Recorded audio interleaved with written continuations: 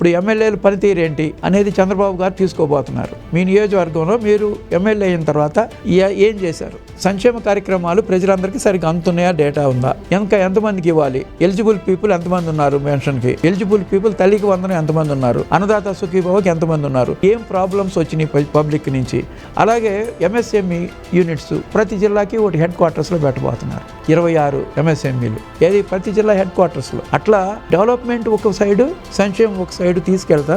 ఎమ్మెల్యేలు మీ రోల్ ఏంటి, మీ నియోజకవర్గంలో ఏదైనా అవినీతి జరుగుతుందా, అవినీతి ఏదన్నా జరిగితే మాకు తీసుకురండి. ఇప్పుడు యాక్చువల్గా ఈ గవర్నమెంట్లో యొక్క ముఖ్యమైన సౌలభ్యం ఏంటంటే వాట్సాప్ సర్వీసెస్ దగ్గర 500 దాకా తీసుకెళ్లాలని చూస్తున్నారు కమింగ్ మంత్స్లో. ఎంత సౌకర్యమైనది, అది కరప్షన్ అవాయిడ్ చేయడానికి మెయిన్గా పనికి వస్తుంది అనమాట. వాట్సాప్ డైరెక్ట్గా అన్ని ఆన్లైన్లో సర్టిఫికేట్స్ వస్తాయి. లేకపోతే ఆఫీసుల చుట్టూ తిరగాలి, చాలా శ్రమ. అక్కడికి వెళ్ళిన తర్వాత కరప్షన్ జరుగుద్ది, సర్టిఫికేట్ ఇస్తే ఎంతో కొంత అడుగుతూ ఉంటారు. దాన్ని అవాయిడ్ చేయడం కోసం వాట్సాప్ పరిపాలన పెట్టామని కూడా కలెక్టర్స్ మీటింగ్ చాలా ఫ్రూట్ఫుల్గా జరిగింది.